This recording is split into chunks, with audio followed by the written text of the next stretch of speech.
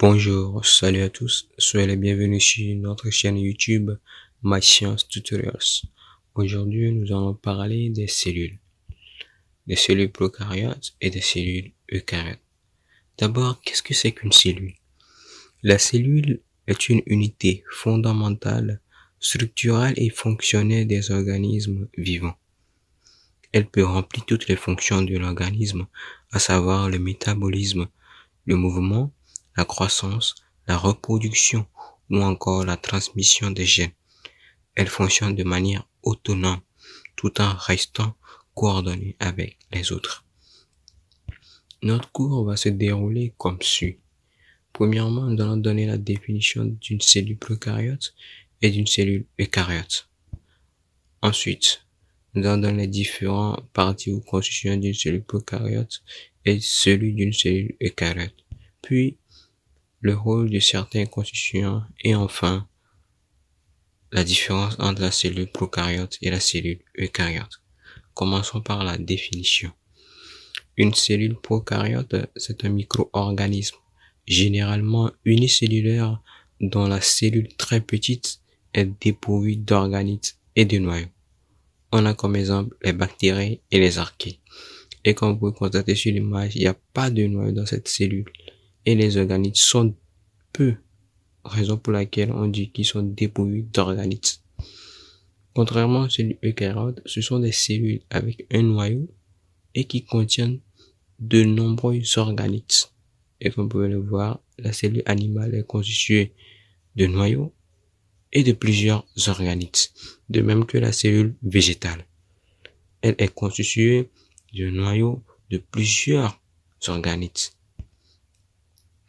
Maintenant, les différentes parties ou constituants d'une cellule prokaryote. Vous pouvez voir, il y a le cytoplasme, le nucléoïde, les ribosomes, le plasmide, la membrane cytoplasmique, la paroi cellulaire.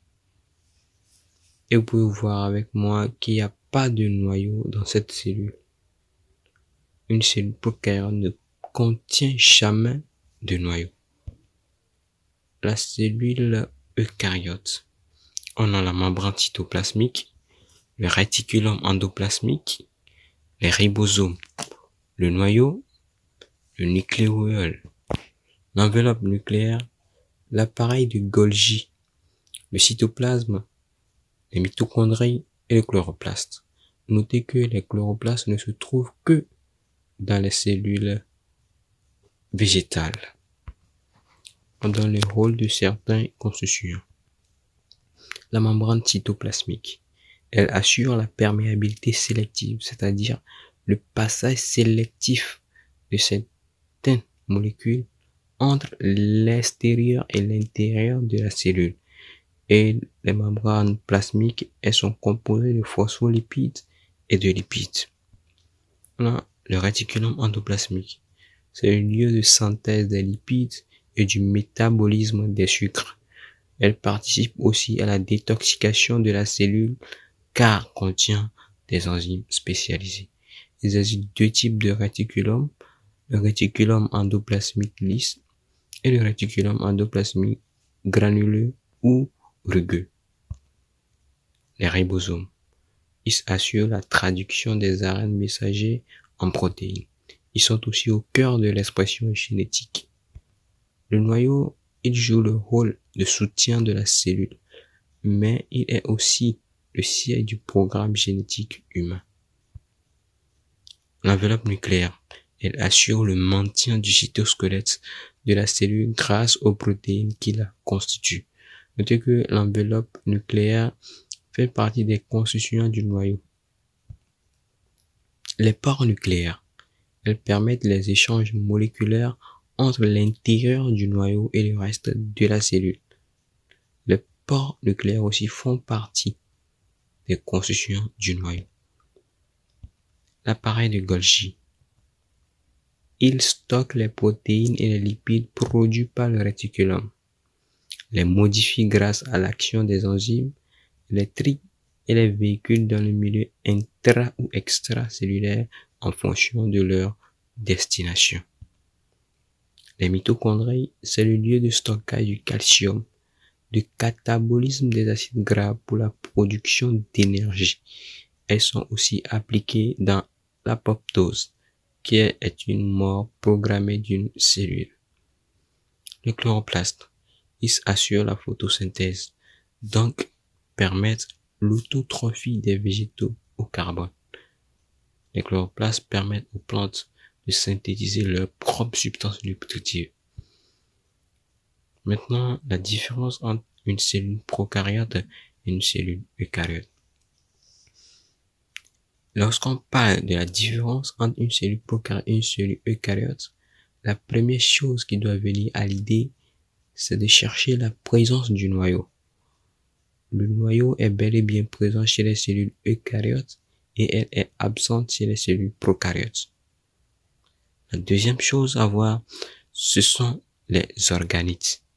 Chez les eucaryotes, il y a beaucoup d'organites, tandis que chez les prokaryotes, les organites sont peu ou absents. Nous avons fait un tableau récapitulatif pour donner les caractéristiques des prokaryotes et des eucaryotes. D'abord, dans quel organisme peut-on trouver ces différentes cellules? On peut trouver les cellules prokaryotes chez les bactéries et chez les eucaryotes chez les protistes, les champignons, les plantes, les animaux, etc. Maintenant, la présence du noyau.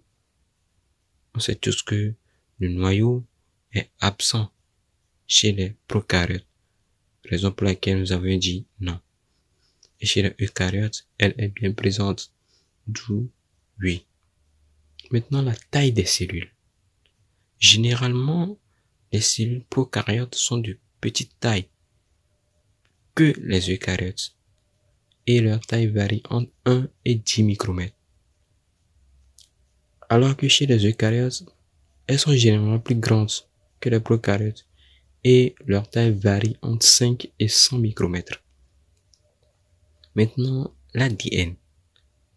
Chez les prokaryotes, généralement, un seul chromosome est de forme circulaire, tandis que chez les eucaryotes, généralement plus d'un chromosome est de forme linéaire. Là, il y a deux remarques à faire. D'abord, le nombre de chromosomes et la forme. Chez les prokaryotes, il n'existe qu'un seul chromosome, alors que chez les eucaryotes, il existe plus d'un chromosome. Maintenant, la forme chez les prokaryotes, elle est circulaire, tandis que chez les eucaryotes, elle est linéaire. Maintenant, la localisation de l'ADN. Chez les prokaryotes, elle est peu organisée parce qu'il y a l'absence du noyau. Le noyau qui détient le centre de l'information génétique, elle est absente, raison pour laquelle elle est peu organisée. Alors que chez les eucaryotes, elles sont associées aux histones, c'est-à-dire les chromatines, dans le noyau. Maintenant, la présence des organites. Chez les prokaryotes, les organites sont absents ou peu. Alors que chez les eucaryotes, elles sont présentes. Et on a les mitochondries, l'appareil de Golgi, le réticulum endoplasmique, les ribosomes, etc. Maintenant, l'ARN et protéines. La transcription de l'ADN et traduction simultanée au même endroit chez les prokaryotes.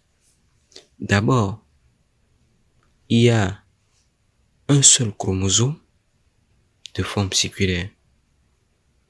La localisation de l'ADN est déjà peu organisée, d'où la transcription de l'ADN et la traduction sont simultanées et elles se déroulent au même endroit. Contrairement aux eucaryotes qui sont constitués de plus d'un chromosome et de forme linéaire, et la localisation de l'ADN est associée aux chromatines dans le noyau. La transcription de l'ADN et la traduction sont séparées dans le temps et dans l'espace. Maintenant, la présence des introns. Chez les prokaryotes, il y a peu ou pas, tandis que chez les eucaryotes, elles sont présentes. Maintenant, l'organisation cellulaire. Comment sont organisés les prokaryotes?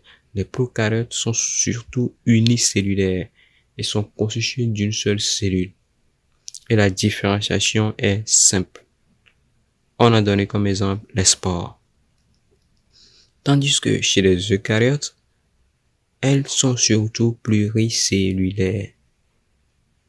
C'est vrai qu'on peut trouver certains eucaryotes unicellulaires, mais généralement, elles sont pluricellulaires et la différenciation cellulaire est complexe.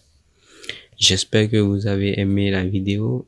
N'oubliez pas de lâcher un j'aime et de vous abonner pour ne rien rater de nos prochaines vidéos. Merci.